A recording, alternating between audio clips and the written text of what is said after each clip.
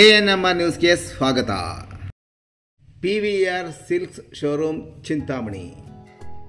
ಇನ್ನು ಸದರಿ ಮಳಿಗೆಯ 1ನೇ ಮಹಡಿಯಲ್ಲಿ ಎಲ್ಲ ತರಹದ ರೇಷ್ಮೆ ಸೀರೆಗಳು ಸಹ ದೊರೆಯುತ್ತದೆ.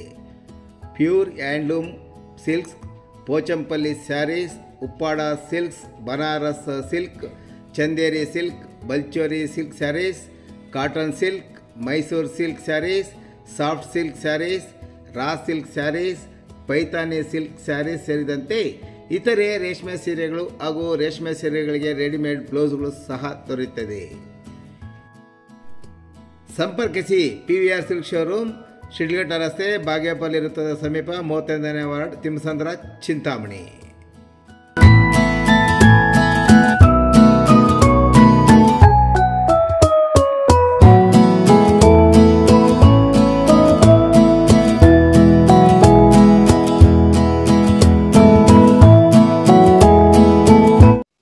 ನಾವು 2023ರಲ್ಲಿ ಅಧಿಕಾರಕ್ಕೆ ಬಂದ ಮೇಲೆ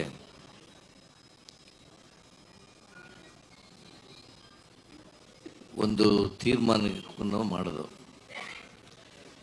ತೀರ್ಮಾನ ಏನಂತಂದರೆ, ಪ್ರತಿ ರೆವಿನ್ಯೂ ಡಿವಿಷನ್ಗಳ ಕೇಂದ್ರ ಅಥವಾ ಬೇರೆ ಸ್ಥಳಗಳಲ್ಲಿ ಸಚಿವ ಸಂಪುಟದ ಸಭೆಯನ್ನು ಮಾಡಬೇಕು ಅಂತೇಳಿ ತೀರ್ಮಾನ ಮಾಡೋದು. ಅದರಂತೆ ಈಗಾಗಲೇ ಗುಲ್ಬರ್ಗಾ ಡಿವಿಷನ್ನಲ್ಲಿ, ರೆವಿನ್ಯೂ ಡಿವಿಷನ್ನಲ್ಲಿ ಕ್ಯಾಬಿನೆಟ್ ಸಭೆಯನ್ನು ಮಾಡಿದ್ದೇವೆ. ಆಮೇಲೆ ಮೈಸೂರು ವಿಭಾಗದಲ್ಲಿ ಮಹದೇಶ್ವರನ ಬೆಟ್ಟದಲ್ಲಿ ಕ್ಯಾಬಿನೆಟ್ ಸಭೆಯನ್ನು ಮಾಡಿದ್ದೇವೆ. ಬೆಂಗಳೂರು ಡಿವಿಷನ್ನ ರೆವಿನ್ಯೂ ಡಿವಿಷನ್ನ ಕ್ಯಾಬಿನೆಟ್ ಸಭೆಯನ್ನು ನಂದಿ ಬೆಟ್ಟದಲ್ಲಿ ಮಾಡಿದ್ದೇವೆ. ಬೆಳಗಾವಿ ಡಿವಿಷನ್ನ ಕ್ಯಾಬಿನೆಟ್ ಸಭೆಯನ್ನು ಬಿಜಾಪುರದಲ್ಲಿ ಮಾಡಬೇಕು ಅಂತೇಳಿ ಈಗಾಗಲೇ ತೀರ್ಮಾನ ಮಾಡಿದ್ದೇವೆ. ಸೊ 4 ಡಿವಿಷನ್ಗಳಲ್ಲಿ ಕ್ಯಾಬಿನೆಟ್ ಸಭೆಗಳನ್ನು ಮಾಡ್ತಾ ಇದ್ದೀವಿ. ಅದರ ಜೊತೆಗೆ ರೆಗ್ಯುಲರ್ ಆಗಿ ಕ್ಯಾಬಿನೆಟ್ ಮೀಟಿಂಗ್ಗಳನ್ನು ಮಾಡ್ತೀವಿ. ಪ್ರತಿ ಗುರುವಾರ ನಾವು ಕ್ಯಾಬಿನೆಟ್ ಸಭೆಯನ್ನು ಮಾಡ್ತಕ್ಕಂಥದ್ದನ್ನು ಇಟ್ಕೊಂಡಿದ್ದೀವಿ. ಇವತ್ತು ನಾಳೆ ಮಾಡೋಕ್ಕಾಗಲಿಲ್ಲ. ಯಾಕಂತಂದರೆ ನಮ್ಮ ಚಿಕ್ಕಬಳ್ಳಾಪುರದ ಜಿಲ್ಲಾ ಮಂತ್ರಿಗಳು ಫಾರಿನ್ಗೆ ಹೋಗ್ತಾ ಇರೋದ್ರಿಂದ ಇವತ್ತೇ ಮಾಡ್ತಾ ಇದ್ದೀವಿ. Mister Sudhakar is going to America and Germany. ಅಮೇರಿಕಕ್ಕೆ ಹೋಗ್ತೀಯಲ್ವಾ? America and Germany. ನಾನು ಅನುಮತಿ ಕೊಟ್ಟಿದ್ದೀನಿ, ಹೋಗಿದ್ದು ಬಾಪ ಅಂತ. ಸ್ಕಿಲ್ ಡಿಪಾರ್ಟ್ಮೆಂಟಿಂದ ಹೋಗ್ತಾ ಇರೋದು. ಇವತ್ತು ನಂದಿ ಬೆಟ್ಟದಲ್ಲಿ ಸಚಿವ ಸಂಪುಟದ ಸಭೆಯನ್ನು ಏರ್ಪಾಡು ಮಾಡಿದ್ದೀವಿ. ಇದು ಬೆಂಗಳೂರು ಡಿವಿಷನ್ ರೆವಿನ್ಯೂ ಡಿವಿಷನ್ನ ಸಚಿವ ಸಂಪುಟದ ಸಭೆ. ಹೆಚ್ಚಾಗಿ 90%, ಮೋರ್ ದೆನ್ 90% ಬೆಂಗಳೂರು ಡಿವಿಷನ್ನ ವಿಷಯಗಳನ್ನೇ ಚರ್ಚೆ ಮಾಡಿ ತೀರ್ಮಾನ ಮಾಡಿದ್ದೀವಿ. ಬೇರೆ ವಿಷಯಗಳು ತುರ್ತಾಗಿದ್ದರೆ ಮಾತ್ರ ತಗೊಳ್ತೀವಿ. ಬೇರೆ ಜಿಲ್ಲೆಗಳದ್ದು ತುರ್ತು ವಿಷಯಗಳಿದ್ದರೆ ಅಂಥ ವಿಷಯಗಳನ್ನು ಕೂಡ ತೀರ್ಮಾನ ಮಾಡ್ತಕ್ಕಂಥ ಕೆಲಸವನ್ನು ಮಾಡಿದ್ದೀವಿ. ಇವತ್ತು ಸುಮಾರು 43-44 ಸಬ್ಜೆಕ್ಟ್ಗಳನ್ನು ಚರ್ಚೆ ಮಾಡಿದ್ದೀವಿ.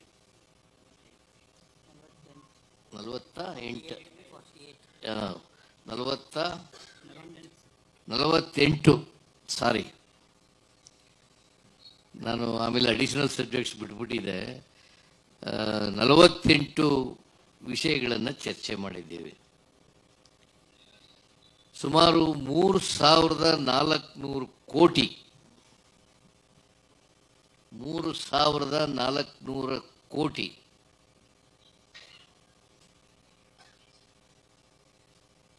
ಈ ಎಲ್ಲ 48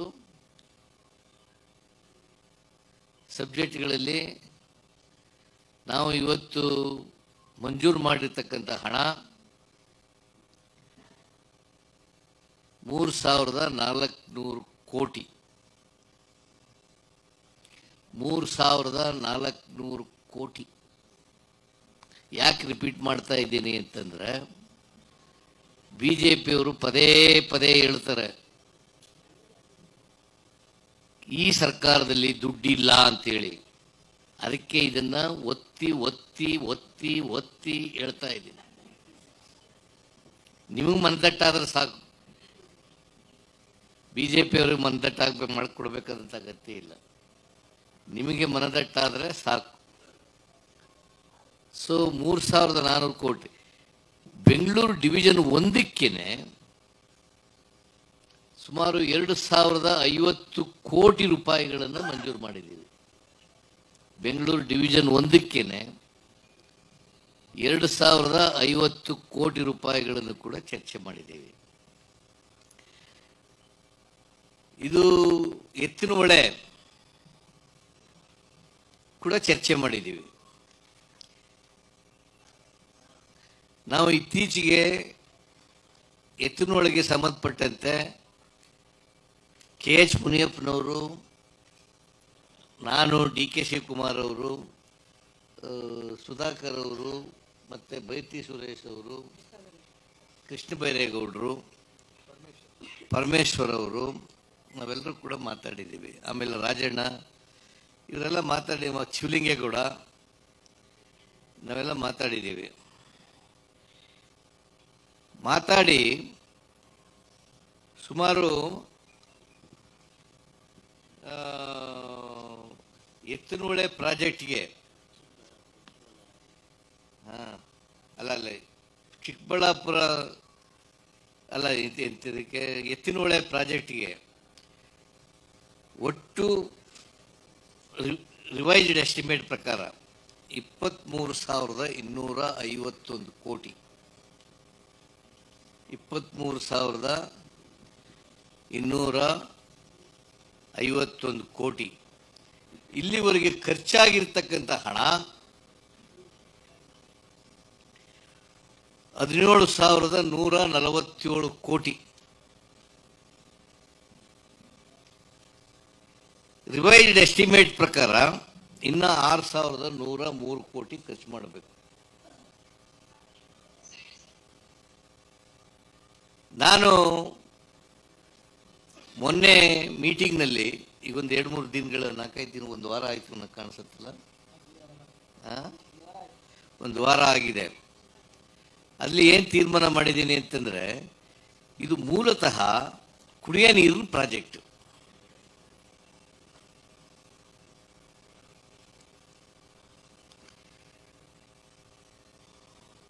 ಮೂಲತಃ ಕುಡಿಯೋ ನೀರಿನ ಪ್ರಾಜೆಕ್ಟ್. ಆದರೆ ಕೆರೆಗಳಿಗೆ ನೀರು ತುಂಬಿಸ್ತೀವಿ 50% ಅಂತೇಳಿ ನಾವು ಮಾಡಿದ್ದೀವಿ. ಅದು secondary. The primary purpose is drinking water. ಅದಕ್ಕೆ ನಾನು ಏನು ಹೇಳಿದ್ದೀನಿ, ಈಗ ಒಟ್ಟು ಇವೆಲ್ಲ ಡ್ರಿಂಕಿಂಗ್ ವಾಟರು, ಅರ್ಧ ಕೆರೆ ತುಂಬಿಸೋಕ್ಕೆ ಬೇಕಾಗಿರ್ತಕ್ಕಂಥ ಮೊತ್ತ ನೀರಿನ ಅಗತ್ಯತೆ 24.1 TMC ವಾಟರ್, 24.1 TMC ವಾಟರ್. ಕುಡಿಯ ನೀರಿಗೆ ಬೇಕಾಗಿರ್ತಕ್ಕಂಥದ್ದು 14 TMC ವಾಟರ್.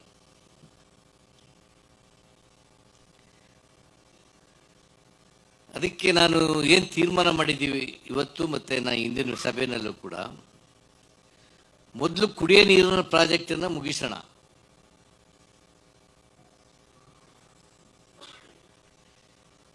ಕುಡಿಯ ನೀರು ಕೊಡ್ತಕ್ಕಂಥ ಕೆಲಸ ಮಾಡೋಣ.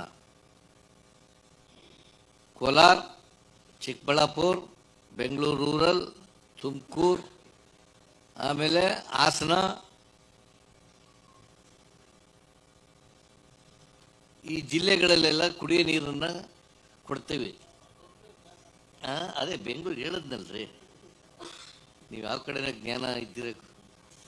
ಈ ಮುನಿಯಪ್ಪನವ್ರು ಇದಾರಲ್ಲ, 24 hours ಪಾಲಿಟಿಷಿಯನ್ ಮಾಡೋರು, ಏನೇನೋ ಯೋಚನೆಯನ್ನು ಮಾಡ್ತಾ ಇದ್ದಾರೆ.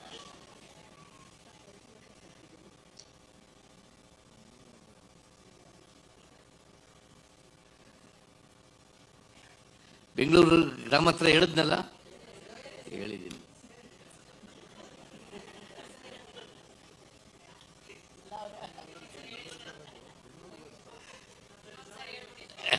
ಆಯ್ತಲ್ಲ. ಇನ್ನು 2 ವರ್ಷಗಳಲ್ಲಿ ಕುಡಿಯ ನೀರಿನ ಪ್ರಾಜೆಕ್ಟನ್ನು ಮುಗಿಸಿ ಎಲ್ಲ ಕಡೆ ನಾವು ಏನು ಉದ್ದೇಶಿತ ತಾಲೂಕುಗಳು ಜಿಲ್ಲೆಗಳು ಮಾಡಿದ್ದೀವಿ, ಆ ಜಿಲ್ಲೆ ಎಲ್ಲಕ್ಕೂ ಕೂಡ ನೀರು ಕೊಡ್ತೀವಿ. ಕುಡಿಯ ನೀರಿಗೆ ಯಾವುದೇ ನೀರಿನ ತೊಂದರೆ ಇಲ್ಲ. ಬಹಳ ಜನ ಮಾತಾಡ್ತಾರೆ, ನಮ್ಮ ವಿರೋಧ ಪಕ್ಷದವರು ಮಾತಾಡ್ತಾರೆ, ನೀರೆಲ್ಲಿದೆ ಕೊಡಕ್ಕೆ. ಈಗಾಗಲೇ ಎಡ್ಡೋರ್ಕ್ ಎಲ್ಲ ಮುಗಿದಿದೆ. 4,202 ಕೋಟಿ ರೂಪಾಯಿಂದು. ಆಮೇಲೆ ಗ್ರಾವಿಟಿ ಮೇನ್ ಕ್ಯಾನಲ್ ಅದು ಕೆಲಸ ಮುಗಿದಿದೆ. 82% ಆಫ್ ದಿ, ಸುಮಾರು 82-85% ಕೆಲಸ ಮುಗಿದಿದೆ. ಅದಕ್ಕೆ 9,807 ಕೋಟಿ ಖರ್ಚಾಗಿದೆ. 9,807 ಕೋಟಿ ಖರ್ಚಾಗಿದೆ. ಆಮೇಲೆ ಫೀಡರ್ಸ್ ಮಧುಗಿರಿ, ಪಾವಗಡ,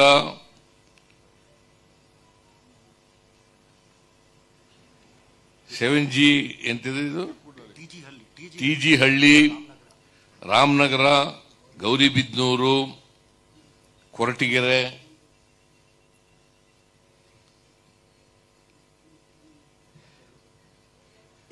ಇದು 96% ಕೆಲಸ ಮುಗಿದಿದೆ.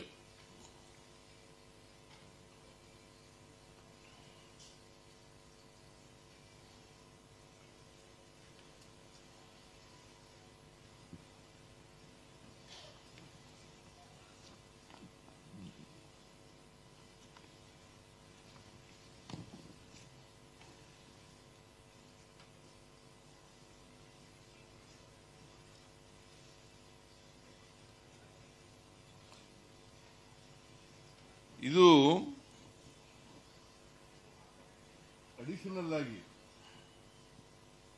ಸುಮಾರು 1,900 ಕೋಟಿ ರೂಪಾಯಿ ಬೇಕು.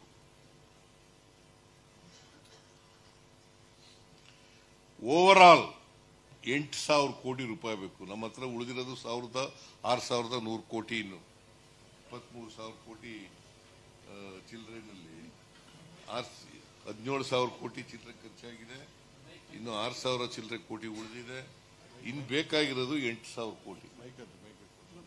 8,000 ಕೋಟಿ ಗೊತ್ತಾಯ್ತಾ? 8,000 ಕೋಟಿ ನಮ್ಮ ಬಾಕಿ ಉಳಿದಿರೋದು, ಖರ್ಚಾಗಿ ಬಾಕಿ ಉಳಿದಿರೋದು ರಿವೈಸ್ಡ್ ಎಸ್ಟಿಮೇಟ್ ನಲ್ಲಿ 6,000 ಚಿಲ್ಲರೆ ಕೋಟಿ ಬೇಕಾಗಿರೋದು. ಯಾಕೆ ಇದು ಹೆಚ್ಚಾಯಿತು ಅಂದರೆ ಲ್ಯಾಂಡ್ ಅಕ್ವಿಸಿಷನ್ ಇಂದ. ಲ್ಯಾಂಡ್ ಅಕ್ವಿಸಿಷನ್ ಇದರಿಂದ ಜಾಸ್ತಿ ಆಗ್ತದೆ. ಆಮೇಲೆ ಇದ್ರ ಜೊತೆಗೆ ಲಕ್ವಳ್ಳಿ ರಿಸರ್ವಾಯರ್ನಿಂದ 1.88 TMC balancing reservoir, another reservoir at Vaderahalli 1.20 TMC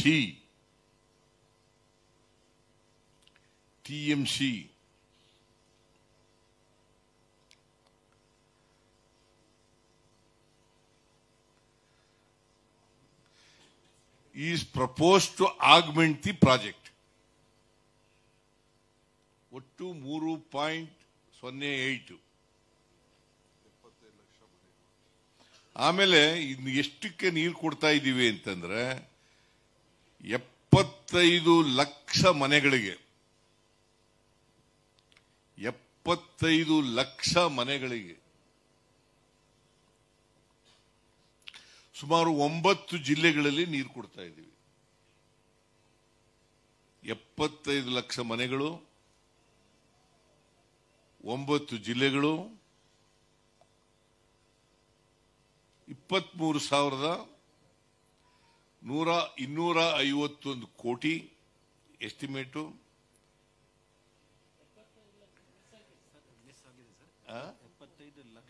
ಜನರು ಮನೆಗಳಲ್ವ, ಮನೆಗಳಂತ ಬರೆದಿದ್ರಲ್ರಿ.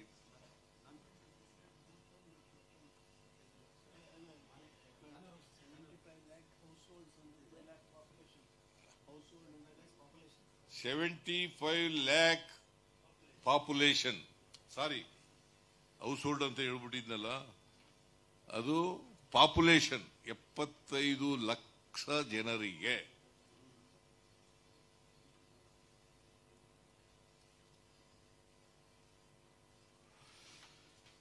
ಇದು ಚರ್ಚೆಯಾಗಿ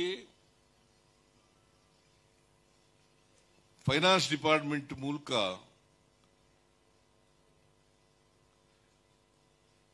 ಇನ್ನೊಂದು ಕ್ಯಾಬಿನೆಟ್ ಮುಂದೆ ಬಂದು ತೀರ್ಮಾನ ಮಾಡಬೇಕು ಅಂತೇಳಿ ಮಾಡಿದ್ದೀವಿ. ನೆಕ್ಸ್ಟ್ ಕ್ಯಾಬಿನೆಟ್ನಲ್ಲಿ this subject will be taken up.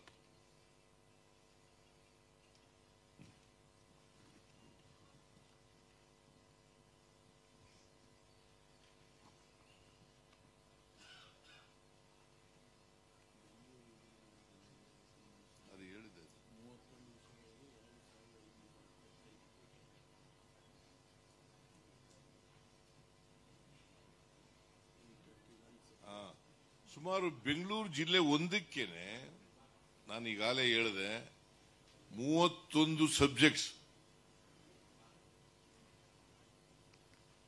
2,550 ಕೋಟಿ.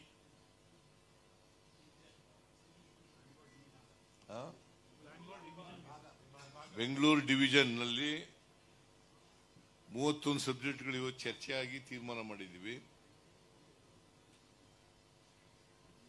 ಇದಕ್ಕೆ 2,550 ಕೋಟಿ ರೂಪಾಯಿಗಳು ಮಂಜೂರು ಮಾಡಿದ್ದೀವಿ.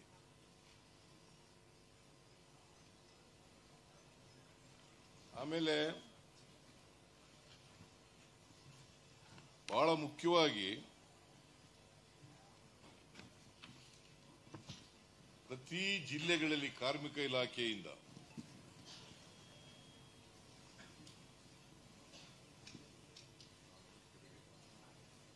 ಕಾರ್ಮಿಕರ ಮಕ್ಕಳಿಗೆ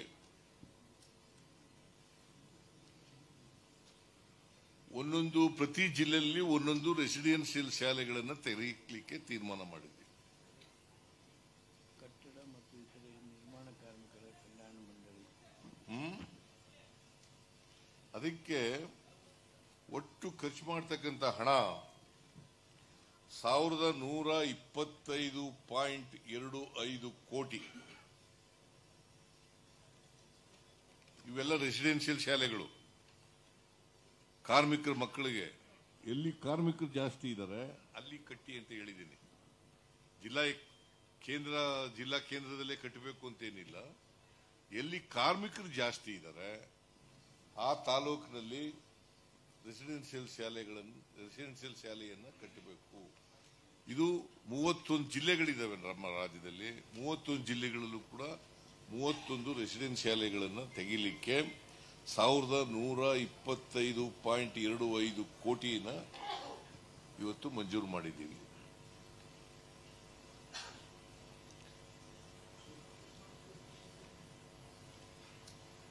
ಆಮೇಲೆ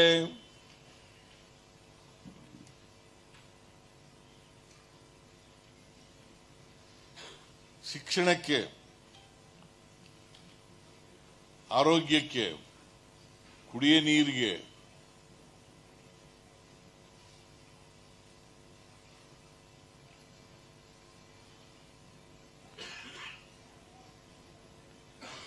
ಬಹಳ ಮುಖ್ಯವಾಗಿ ಇಂಥ ಸಬ್ಜೆಕ್ಟ್ಗಳು ಈ ಭಾಗದಲ್ಲಿ ಯಾವ್ಯಾವ ಇದ್ದಾವೆ, ಹೆಲ್ತ್, ಆಮೇಲೆ ಶಿಕ್ಷಣ, ಕುಡಿಯ ನೀರು, ನೀರಾವರಿ ಯೋಜನೆಗಳು,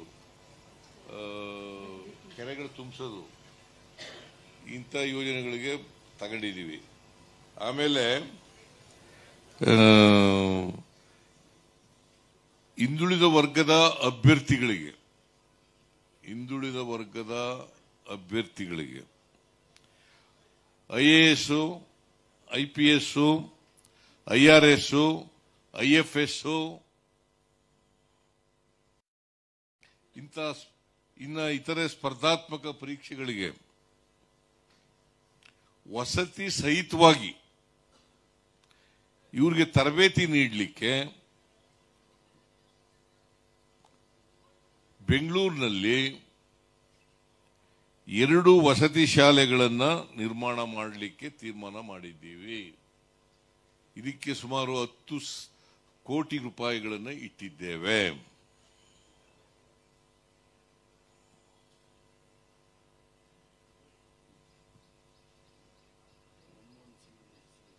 ಆಮೇಲೆ ಬೆಂಗಳೂರು ಯೂನಿವರ್ಸಿಟಿ ಇದೆಯಲ್ಲ, ನಗರ ಯೂನಿವರ್ಸಿಟಿ, ಬೆಂಗಳೂರು ಸಿಟಿ ವಿಶ್ವವಿದ್ಯಾನಿಲಯ, ಬೆಂಗಳೂರು ಸಿಟಿ ವಿಶ್ವವಿದ್ಯಾನಿಲಯಕ್ಕೆ ದಿವಂಗತ ಪ್ರಧಾನಿ ಡಾಕ್ಟರ್ ಮನಮೋಹನ್ ಸಿಂಗ್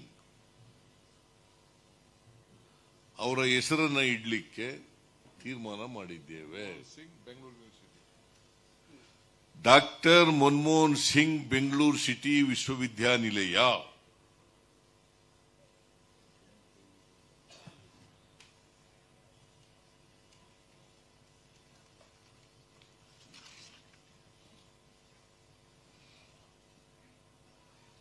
ಆಮೇಲೆ ಈ ಹೊಸ ತಾಲೂಕುಗಳು ನಮ್ಮ ಕಾಲದಲ್ಲಿ ಘೋಷಣೆ ಮಾಡಿದ್ದು. ಹೊಸ ತಾಲೂಕುಗಳಲ್ಲಿ ಎಲ್ಲೆಲ್ಲಿ PHC ಇಲ್ಲ,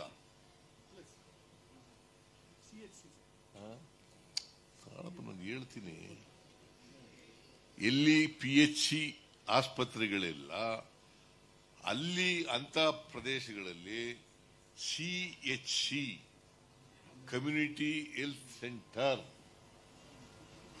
CHC ಕಮ್ಯುನಿಟಿ ಹೆಲ್ತ್ ಸೆಂಟರ್ ಅವುಗಳನ್ನ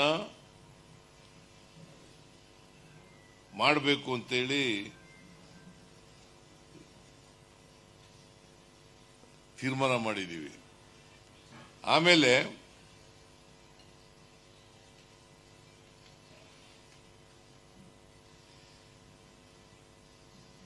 ಈ ಪ್ರಾಥಮಿಕ ಆರೋಗ್ಯ ಕೇಂದ್ರಗಳ 46 ಕೋಟಿ ರೂಪಾಯಿದಲ್ಲಿ ಆಯಿತು.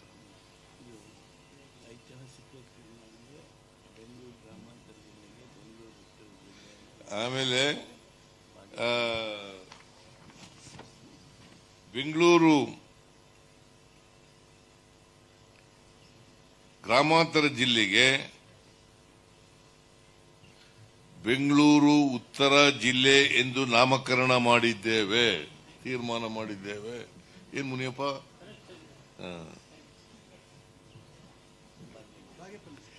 ಆಮೇಲೆ ಬಾಗೇಪಲ್ಲಿ ಪಟ್ಟಣದ ಹೆಸರನ್ನ ಭಾಗ್ಯನಗರ, ಯಾಕಂದ್ರೆ ಪಲ್ಲಿ ಅನ್ನೋದು ಇದೆಯಲ್ಲ ತೆಲುಗು ಭಾಷೆ, ಅದು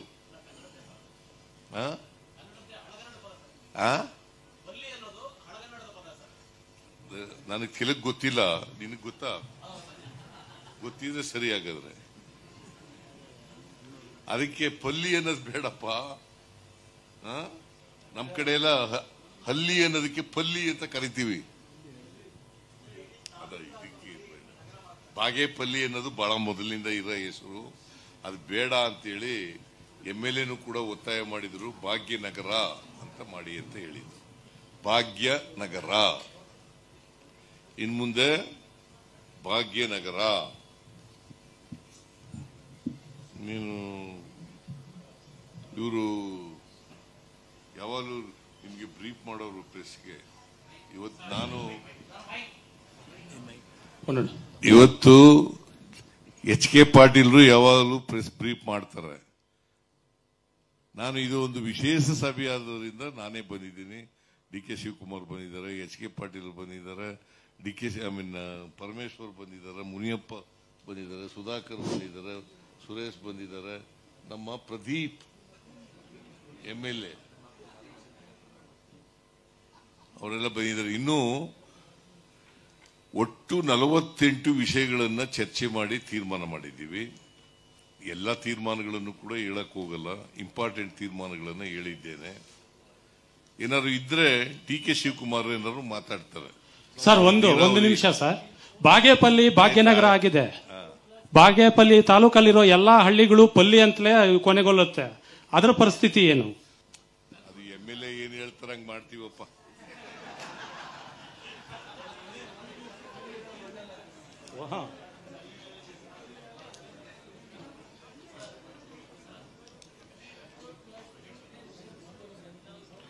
ಆಮೇಲೆ ಆಯ್ತು. ಈಗ ಕೋಲಾರ ಜಿಲ್ಲೆ ಒಂದು ನಿಮಿಷ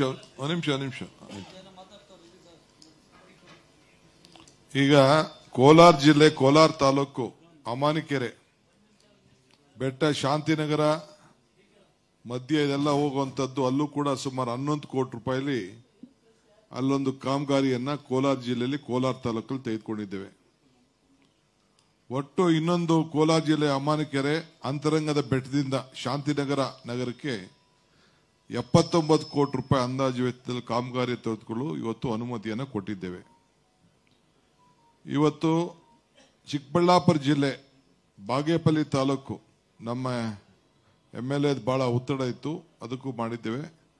ಪಾತಪಾಳ್ಯ ಹೋಬಳಿಯ ಪಾತನಕೋಟೆ ಗ್ರಾಮದ ಗಂಟಲಮ್ಮ ಕಣಿವೆ ಮಲ್ಲಮ್ಮ ಅಡವೆಗೆ ಜಲಾಶಯ ನಿರ್ಮಾಣಕ್ಕೆ 189 ಕೋಟಿ ನಮ್ಮ ಜಲಸಂಪನ್ಮೂಲ ಇಲಾಖೆಯಿಂದ ಅದನ್ನ ಆಡಳಿತ ಅನುಮೋದನೆಯನ್ನ ಕೊಟ್ಟಿದ್ದೇವೆ. ಸೊ ಇಲ್ಲಿ ಚಿಕ್ಕಬಳ್ಳಾಪುರ ಜಿಲ್ಲೆ ಈ ನಂದಿ ಗಿರಿಧಾಮದಲ್ಲಿ ಹೋಟೆಲ್ ಮತ್ತು ಇತರೆ ಸೌಲಭ್ಯಗಳಿಗೆ 50 ಕೋಟಿ ರೂಪಾಯಿ ನಾವು ಇಲ್ಲಿ ಕೊಟ್ಟಿದ್ದೇವೆ. ಗಣಿಗಾರಿಕೆಯಲ್ಲಿ ನಡೆದಂತ ಅಕ್ರಮ ತನಿಖೆ ಕರ್ನಾಟಕ ಲೋಕಾಯುಕ್ತ ಸಂಸ್ಥೆ ರಚಿಸಲಾದ ವಿಶೇಷ ತನಿಖಾ ತಂಡ ಅವಧಿ 1/7/25 ವಿಸ್ತರಣೆ ಮಾಡಿ ಅದಕ್ಕೊಂದು ಹೊಸ ಇದನ್ನ ಹೇಳ್ತಾ ಇದ್ದೀನಿ. ಗಣಿಗಾರಿಕೆ ನಡೆದ ಅಕ್ರಮ ತನಿಖಾ ಕರ್ನಾಟಕ ಲೋಕಾಯುಕ್ತ ರಚಿಸಲಾದ ವಿಶೇಷ ತನಿಖಾ ತಂಡ ಅದಕ್ಕೊಂದು ಹೊಸ ಕ್ಯಾಬಿನೆಟ್ ಸಬ್ ಕಮಿಟಿಯನ್ನ ನಾವು ರಚನೆ ಮಾಡಿ ನಮ್ಮ ಲಾ ಮಿನಿಸ್ಟರ್ ನೇತೃತ್ವದಲ್ಲಿ ಕೂಡಲೇ ಅದರ ಬಗ್ಗೆ ವರದಿಯನ್ನು ಕೊಡಬೇಕು ಅಂತೇಳಿ 1 ತಿಂಗಳಲ್ಲಿ ವರದಿಯನ್ನು ಕೊಡಬೇಕು ಅಂತೇಳಿ ಅವರಿಗೆ ನಾವು ಮನವಿ ಮಾಡಿದ್ದೇವೆ. ಕರ್ನಾಟಕ ರಾಜ್ಯ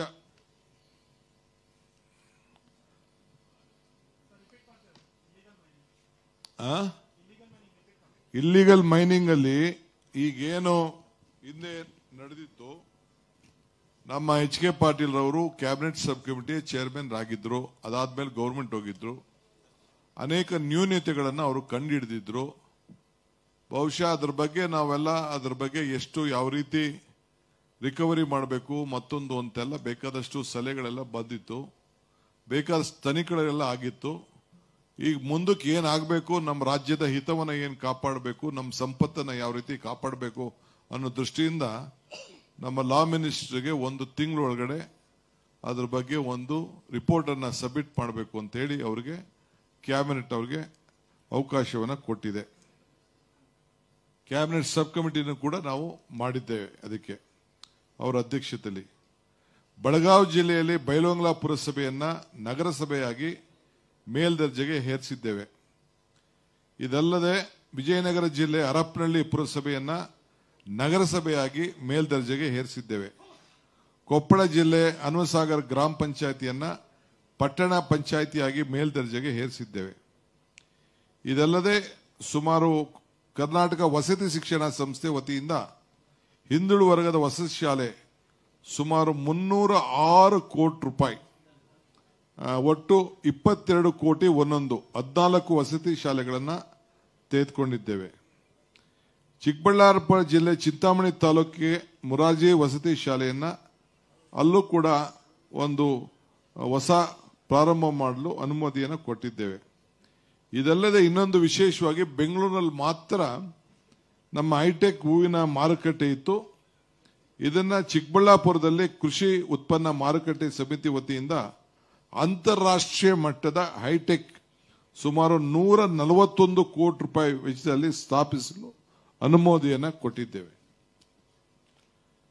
ಇದಲ್ಲೇ ಚಿಕ್ಕಬಳ್ಳಾಪುರ ಜಿಲ್ಲೆ ನಂದಿ ಹಾಗೂ ಚಿಂತಾಮಣಿ ತಾಲೂಕು ಕೈವಾರ ಆರೋಗ್ಯ ಕೇಂದ್ರವನ್ನು ಕೂಡ ಅಲ್ಲೂ ಕೂಡ ಸುಮಾರು ಏನು ಅದನ್ನ ಮೇಲ್ದರ್ಜೆಗೇರಿಸುವಂತ ಕೆಲಸ ಮಾಡಿದ್ದೇವೆ. ಕಮ್ಯುನಿಟಿ ಹೆಲ್ತ್ ಸೆಂಟರ್ಗಳನ್ನ ಚಿಕ್ಕಬಳ್ಳಾಪುರ ಜಿಲ್ಲೆ ಚಿಂತಾಮಣಿ ತಾಲೂಕು ಸಾರ್ವಜನಿಕ ಆಸ್ಪತ್ರೆ ಹಾಗೂ ಬಾಗೇಪಲ್ಲಿ ತಾಲೂಕು ಮಟ್ಟದ ಆಸ್ಪತ್ರೆಯ ನವೀಕರಣವನ್ನು ಮಾಡಲಿಕ್ಕೆ ಒಟ್ಟು 60 ಹಾಸಿಗೆಗೆ ಮೇಲ್ವೇರಿಸಿ 24 ಕೋಟಿ ರೂಪಾಯಿಯನ್ನ ಮತ್ತು 36 ಕೋಟಿಗಳನ್ನ ಮಂಚೇನಹಳ್ಳಿಗೆ 60 ಬೆಡ್ ಒಟ್ಟು 36 ಕೋಟಿ ರೂಪಾಯಿಗಳನ್ನ ಅಂದಾಜನ್ನು ಕೊಟ್ಟಿದ್ದೇವೆ.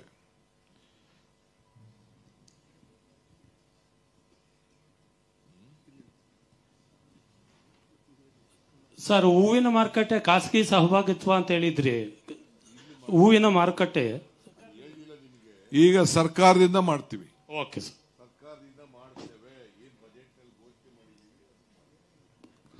ಕೋಲಾರ ಜಿಲ್ಲೆ ಕೋಲಾರ ತಾಲೂಕು ಬಾಲಕರ ಸರ್ಕಾರಿ ಕಾಲೇಜಿನ ಅವಶ್ಯಕತೆ ಮೂಲಭೂತ ಸೌಕರ್ಯಕ್ಕೋಸ್ಕರ ವಿದ್ಯಾರ್ಥಿಗಳಿಗೆ ಸುಮಾರು 40 ಕೋಟಿ ರೂಪಾಯಿ ಅಂದಾಜು ವೆಚ್ಚವನ್ನ, ಬಾಲಕಿಯರ ಕಾಲೇಜಿನ ಅವಶ್ಯಕತೆ ಮೂಲಭೂತ ಸೌಕರ್ಯಗಳಿಗೆ 20 ಕೋಟಿ ರೂಪಾಯಿ ಅನ್ನ ಈಗ ಅನುಮೋದನೆಯನ್ನು ಕೊಟ್ಟಿದ್ದೇವೆ. ಚಿಕ್ಕಬಳ್ಳಾಪುರ ಜಿಲ್ಲೆ ಶಿಡ್ಲಘಟ್ಟ ತಾಲೂಕು ಅಮರಾವತಿ ಗ್ರಾಮದಲ್ಲಿ ಬೆಂಗಳೂರು ಉತ್ತರ ವಿಶ್ವವಿದ್ಯಾಲಯದ ನೂತನ ಕ್ಯಾಂಪಸ್ ಅನ್ನ 2ನೇ ಹಂತ ಅಭಿವೃದ್ಧಿ ಕಾಮಗಾರಿಗೆ 123 ಕೋಟಿ ರೂಪಾಯಿ ಅಂದಾಜು ವೆಚ್ಚ ಕೈಗೊಳ್ಳಲು ಅನುಮೋದನೆಯನ್ನು ಕೊಟ್ಟಿದ್ದೇವೆ. ಚಿಕ್ಕಬಳ್ಳಾಪುರ ಜಿಲ್ಲೆ ಚಿಂತಾಮಣಿ ತಾಲೂಕಿನ ಭಕ್ತರಳ್ಳಿ ಅರಸಕೆರೆ ಕೆಳಭಾಗದಲ್ಲಿ ಹೊಸ ಕೆರೆ ನಿರ್ಮಾಣ ಮಾಡಲು ಒಂದು ಹೊಸ ಕೆರೆ 36 ಕೋಟಿ ರೂಪಾಯಿ ಅಂದಾಜು ವೆಚ್ಚವನ್ನು ಕೈಗೊಳ್ಳಲಿಕ್ಕೆ ಈಗಾಗಲೇ ಅದಕ್ಕೆ ಒಂದು ಅನುಮೋದನೆ ಕೊಟ್ಟಿದ್ದೇವೆ. ಬೆಂಗಳೂರು ನಗರದ ಹೆಬ್ಬಾಳು ನಾಗವಾರ ಕಣಿವೆ ದ್ವಿತೀಯ ಹಂತದ ಸಾಂಸ್ಕೃತಿಕ ತ್ಯಾಜ್ಯ ನೀರು ಶಿಡ್ಲಘಟ್ಟ ಅಮಾನಿ ಕೆರೆಯಿಂದ ಶಿಡ್ಲಘಟ್ಟ ತಾಲೂಕಿನ 45 ಕೆರೆಗಳಿಗೆ, ಚಿಂತಾಮಣಿ ತಾಲೂಕಿನ 119 ಕೆರೆಗಳಿಗೆ ಒಟ್ಟು 164 ಕೆರೆಗಳ ನೀರು ತುಂಬಿಸುವ 237 ಕೋಟಿ ಅಂದಾಜು ಮೊತ್ತವನ್ನು ಯೋಜನೆಯನ್ನ ಆಡಳಿತಾತ್ಮಕ ಅನುಮೋದನೆಯನ್ನು ಕೊಟ್ಟಿದ್ದೇವೆ. ಇದಲ್ಲದೆ ಬೆಂಗಳೂರು ದಕ್ಷಿಣ ಜಿಲ್ಲೆ ಮಾಗಡಿ ಪಟ್ಟಣದ ನಾಡಪ್ರಭು ಕೆಂಪೇಗೌಡ ಕೋಟೆಯ ನವೀಕರಣ ಮತ್ತು ಸಮಗ್ರ ಅಭಿವೃದ್ಧಿ ಕಾಮಗಾರಿಗೆ ಅಲ್ಲಿ ಏನು ಕೆಂಪೇಗೌಡರದ ಏನು ಒಂದು ಜಾಗ ಇದೆ, ಸಮಾಧಿ ಜಾಗ, ಅವೆಲ್ಲ ಕೂಡ 103 ಕೋಟಿ ರೂಪಾಯಿ ಅಂದಾಜು ವೆಚ್ಚದ ಆಡಳಿತಾತ್ಮಕ ಕಾರ್ಯಕ್ರಮವನ್ನು ಕೈಗೊಳ್ಳಲು, ಆ ಐತಿಹಾಸಿಕವಾದಂತಹ ಸ್ಥಳವನ್ನು ಕಾಪಾಡಲು ಆಡಳಿತ ಅನುಮೋದನೆಯನ್ನ ಕೂಡ ಅಲ್ಲಿ ಕೊಟ್ಟಿದ್ದೇವೆ. ಇದಲ್ಲದೆ ಈಗಾಗಲೇ ಬೆಂಗಳೂರು ಚಿಕ್ಕಬಳ್ಳಾಪುರಕ್ಕೆ MRI ಮಾಡಲಿಕ್ಕೆ ಒಂದು 11 ಕೋಟಿ ರೂಪಾಯಿಯನ್ನ ಕೂಡ ಅಲ್ಲಿಗೆ ವೈದ್ಯಕೀಯ ಕಾಲೇಜಿಗೆ ಕೊಟ್ಟಿದ್ದೇವೆ. 21 ಕೋಟಿ ಹೇಳಿದ್ದೀನಿ, ನಂದಿಬೆಟ್ಟದ 50 ಕೋಟಿ ಹೇಳಿದ್ದೀನಿ.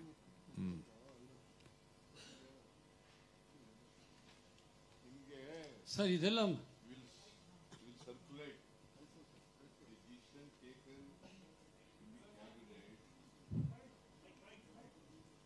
ಮೈಕ್ ನೋಡಪ್ಪ, ನಿಮಗೆಲ್ಲರಿಗೂ ಕೂಡ ಎಷ್ಟು ಡಿಸಿಷನ್ಗಳನ್ನ ಇವತ್ತು ತಗೊಂಡಿದ್ದೀವಿ ಅದರ ಪ್ರತಿಯನ್ನ ನಿಮ್ಮೆಲ್ಲರಿಗೂ ಕಳಿಸ್ಕೊಡ್ತೀವಿ. ಸರ್, ಸಿದ್ದರಾಮಯ್ಯನವರೇ, ಆಯ್ತು, ಪ್ರತಿ ಸಿಗುತ್ತೆ. ಈಗ ಉಡುಪಿ, ಮಂಗಳೂರು, ಕೂರ್ಗು, ಬೆಳಗಾಮಲ್ಲಿ ಇಷ್ಟು ಮಳೆ ಬಂದು ಇದ್ದರೂ ಜನ ಕಷ್ಟಪಡ್ತಿದ್ದಾರೆ. ಬರೀ ಬೆಂಗಳೂರಿಗೆ ನೀವು ಇಷ್ಟೊಂದು ದುಡ್ಡು ಕೊಟ್ಟರೆ ನೀವು ಡೆಲ್ಲಿಗೆ ಪ್ರವಾಸ ಮಾಡಿದ್ರೆ ಒಂದು 5 ಸತಿ 2 ಸತಿ, ಆದರೆ ಈ ಪ್ರದೇಶಗಳಿಗೆ ಯಾಕೆ ನೀವು ಭೇಟಿ ಕೊಟ್ಟಿಲ್ಲ? ನಾನು ರೆವಿನ್ಯೂ ಮಂತ್ರಿಗಳು ಈಗಾಗಲೇ ಭೇಟಿ ಕೊಟ್ಟಿದ್ದಾರೆ. ಅಗತ್ಯ ಬಿದ್ದರೆ ನಾನು ಕೂಡ ಭೇಟಿ ಕೊಡ್ತೇನೆ. ಸರ್, ಮಳೆ ಬಿದ್ದಿರೋದು ಕೊಡಗಿನಲ್ಲಿ, ಮಂಗಳೂರಿನಲ್ಲಿ, ಉಡುಪಿನಲ್ಲಿ, ಬೆಳಗಾಂನಲ್ಲಿ ಕಡಿಮೆ ರೀ. ಬೆಳಗಾಂಗೆ ಹೋಗಿದ್ದು ಬಂದಿದ್ದಾರೆ ನಮ್ಮ ರೆವಿನ್ಯೂ ಮಂತ್ರಿ. ಬೆಳಗಾಂ ಡಿವಿಷನ್ ಅಲ್ಲೆಲ್ಲ ಹೋಗಿ ನೋಡ್ಕೊ ಬಂದಿದ್ದಾರೆ.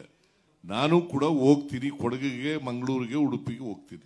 ಸರ್ 2014-15 ವೀರಪ್ಪ ಮೊಯ್ಲಿ ಅವರು ನಮ್ಮ ಚಿಕ್ಕಬಳ್ಳಾಪುರ ಜಿಲ್ಲೆಗೆ ಒಂದು ವಾಕ್ಯವನ್ನ ಕೊಟ್ಟರು, ಇನ್ನು 2 ವರ್ಷಗಳಲ್ಲಿ ಎತ್ತಿನ ಹೊಳೆ ನೀರನ್ನ ಚಿಕ್ಕಬಳ್ಳಾಪುರಕ್ಕೆ ಕೊಡ್ತೀವಿ ಅಂತ ಹೇಳಿ.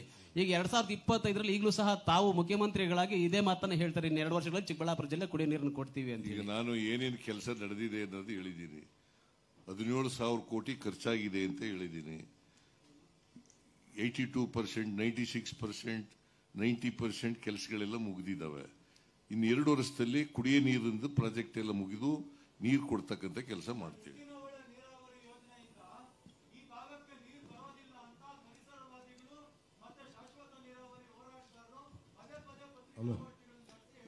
ಈಗ ನಾನು ಹೇಳಿದ್ನಲ್ಲ, 14 TMC ನೀರು ಕುಡಿಯೋ ನೀರಿಗೆ ಬೇಕಾಗಿದೆ. ಅದು ಅವ್ರಿಗೆ ಗೊತ್ತಿದ್ಲೇ ಇರಬಹುದು. 14 TMC ನೀರನ್ನ ಕೊಡ್ಲಿಕ್ಕೆ ಸರ್ಕಾರ ಬದ್ಧವಾಗಿದೆ, ಕೊಟ್ಟೇ ಕೊಡ್ತೀವಿ. ಎತ್ತನಹೊಳೆಯಲ್ಲಿ 8 TMC ಸಿಗೋದು ಅಂತ ಹೇಳ್ಬಿಟ್ಟು ಮೊನ್ನೆ ಸದನದಲ್ಲೇ ವರದಿ ಕೊಟ್ಟಿದ್ದಾರೆ ಸರ್ ನಮ್ಮ ನೀರಾವರಿ ಸಚಿವರು. ಯಾರು? DK ಶಿವಕುಮಾರ್ ಅವರು. ನೋಡಪ್ಪ, ಹೇಳ ಸರ್, ಇವರು ಮುಳಬಾಗಿಲು ಶಾಸಕರು ಕೇಳಿದ ಪ್ರಶ್ನೆಗೆ ನೀವು ಕೊಟ್ಟಿರೋ ಉತ್ತರ 8 TMC ನೀರು ಮಾತ್ರ ಸಿಗುತ್ತೆ ಎತ್ತಿನಹೊಳೆಯಲ್ಲಿ ಅಂತ ಹೇಳಿದ್ರಿ.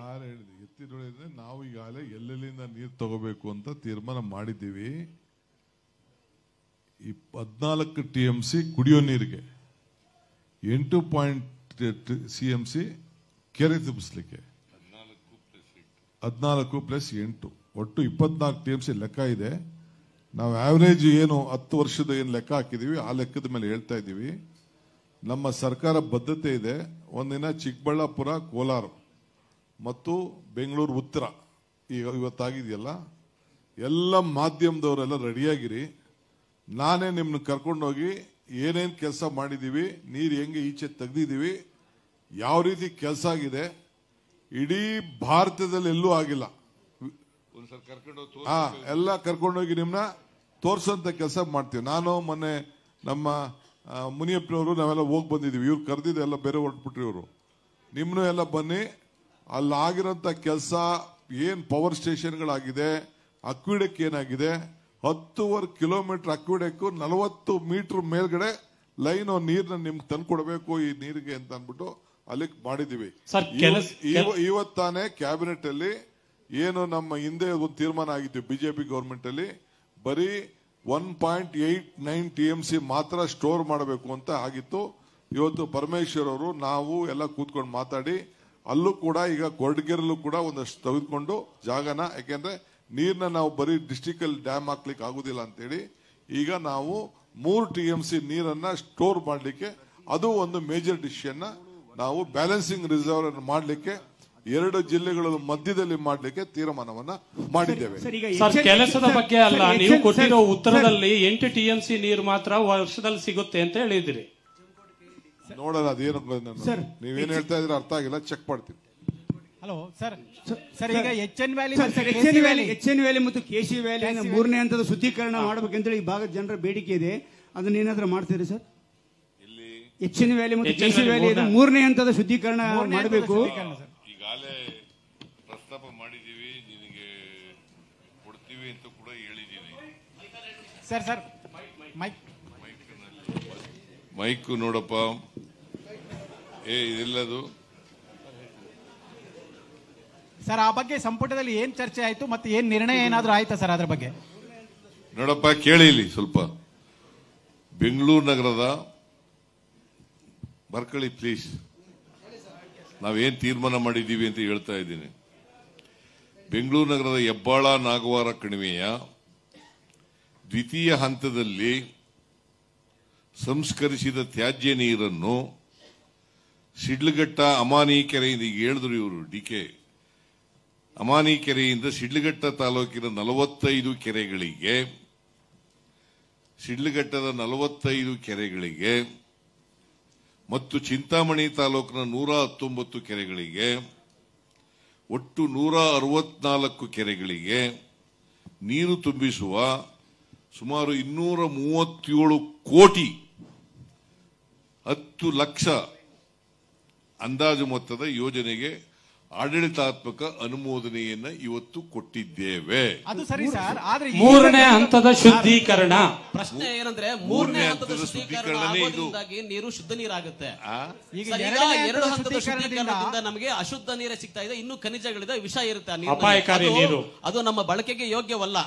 ಆ ಕಾರಣ ನಮ್ಮ ಕೆರೆಗಳು ಕೂಡ ಮಲಿನವಾಗ್ತಾ ಇದೆ ಎರಡನೇ ಹಂತದ ಶುದ್ಧೀಕರಣದಿಂದ ಬರ್ತಾ ಇರೋ ನೀರು. ನೋಡಪ್ಪ, ಆಮೇಲೆ ಆ ಕೆರೆಗಳಲ್ಲೇ ಬೋರ್ ಹಾಕಿದ್ದಾರೆ ಸರ್. ಶುದ್ಧೀಕರಣ ಬೇಕು ಅಂತಕ್ಕಂಥದ್ದು ಈ ಜನರ ಒಂದು ಇದಾಗಿದೆ ಮತ್ತು ವಿಜ್ಞಾನಿಗಳು ಸಹ ಅದನ್ನೇ ಹೇಳಿದ್ದಾರೆ.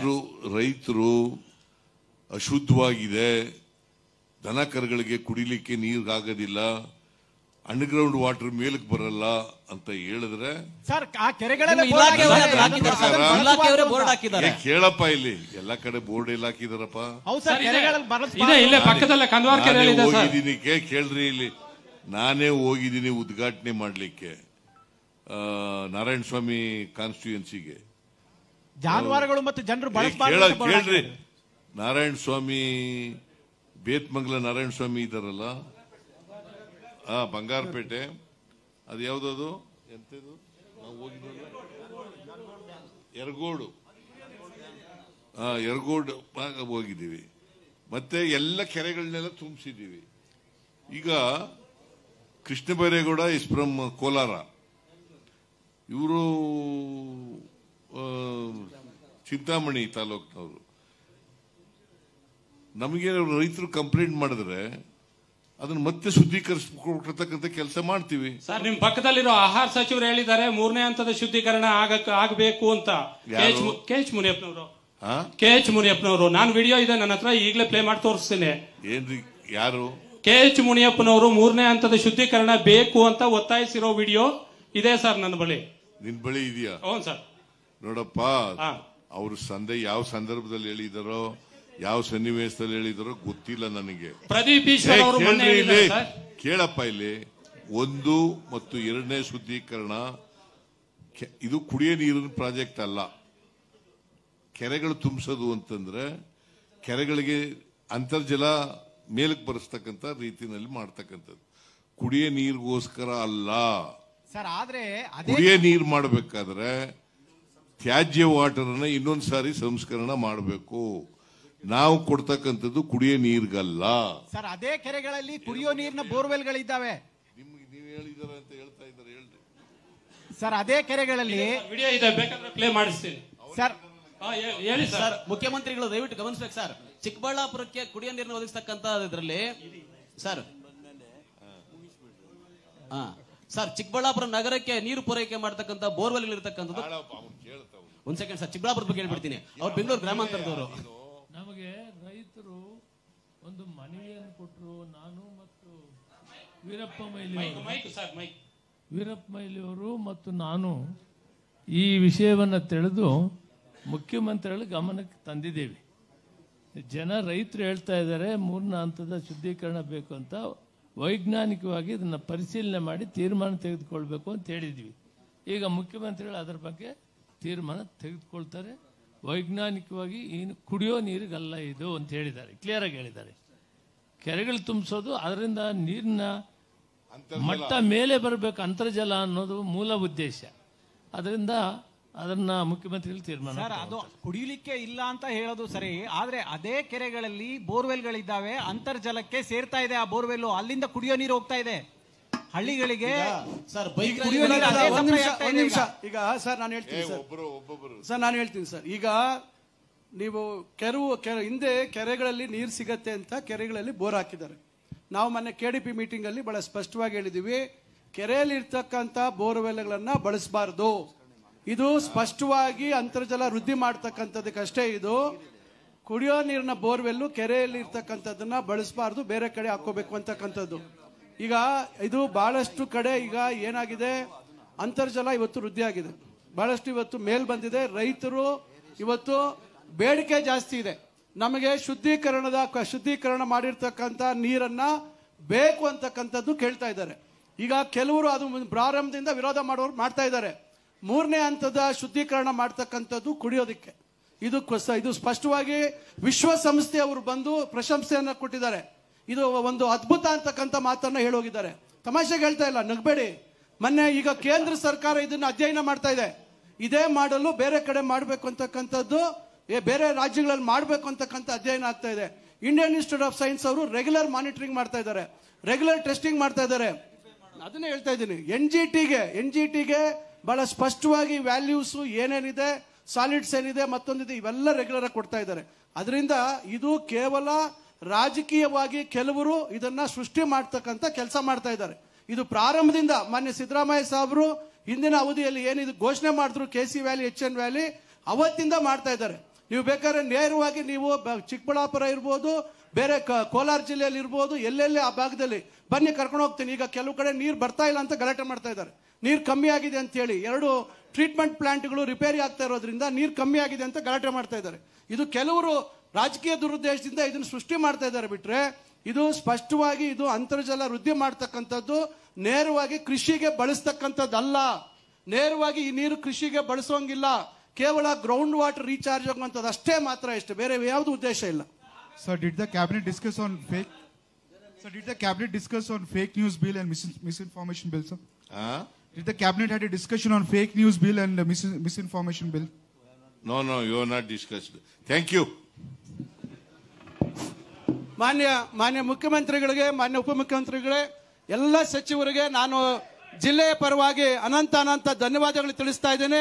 ನಮ್ಮ ಈ ಭಾಗಕ್ಕೆ ಸುಮಾರು 3,000ಕ್ಕಿಂತ ಹೆಚ್ಚು ಕೋಟಿಗಳ ಒಂದು ಕಾರ್ಯಕ್ರಮಗಳನ್ನ ಇವತ್ತು ಘೋಷಣೆ ಮಾಡಿದ್ದಾರೆ. ನಾನು ನನ್ನ ವೈಯಕ್ತಿಕವಾಗಿ ಮತ್ತು ನಮ್ಮ ಜಿಲ್ಲೆಗಳ ಪರವಾಗಿ ಹೃತ್ಪೂರ್ವಕವಾದಂತಹ ಧನ್ಯವಾದಗಳು, ಅಭಿನಂದನೆಗಳನ್ನು ತಿಳಿಸ್ತೀನಿ.